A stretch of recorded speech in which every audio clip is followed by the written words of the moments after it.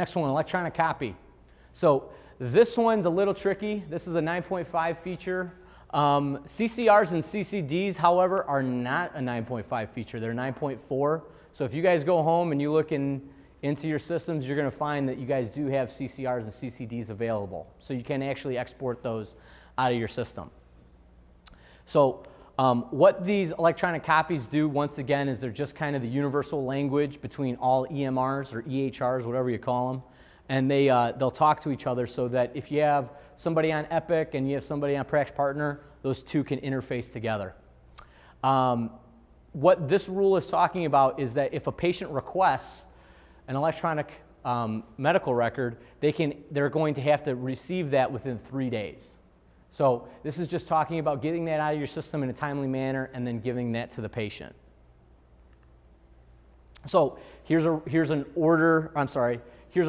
workflow. Because you have to have that time period set in stone of this is when they requested it and this is when we got out of our system, we're telling people to create an order called, to be called request for electronic copy.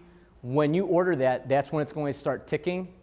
And then whenever you complete that, that's when it's going to report that that was completed. So there's going to be really 2 steps. You're going to have to order it, create the CCR, CCD, and then you're going to have to complete that order in order to get that to work. So you have to have that mark complete within 3 business days. So that's why we're recommending that order workflow to be intertwined with that. And then here's kind of the workflow of when you might see this. So I guess this is you, or it's me. And then you log into Practice Partner. It says the dashboard, but you're not doing it from the dashboard. This is just to represent Practice Partner. I used some artistic liberties there. And then you would go to the export medical summary. You'd be able to click single patient, you put in the purpose, and then you put in what the dates are for that export is going to be. Then you'd be able to pick the patient, and then you'd get this screen of the export screen. So it shows all of their problems, all their medications, all their vital signs, immunizations, allergies, laboratory data, and you can pick and choose which one of those things that you want to put on that CCR CCD. So that's how that's going to roll.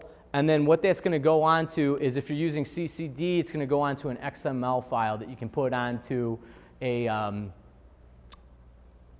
disk or onto some sort of a flash drive for the patient, whichever. Here's the rule or the statistic on the electronic copy.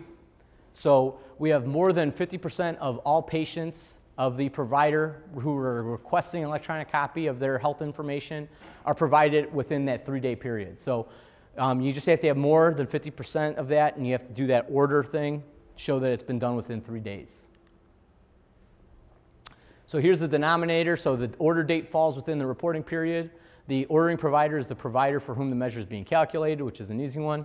Order name matches what the system is configured to recognize as representing a patient request for an electronic copy. Basically what it's trying to say is don't have 300 different orders that represent electronic requests for a record. Just have one in your system. And there's going to be a way that you're going to be able to identify that in your reports, that that's the one that you're going to choose. Here's your numerator. So this is going to be the number of patient orders in the denominator that are set, that have the status complete, and then the time interval is going to be that 3-day option. So any of those that are done within that 3-day option.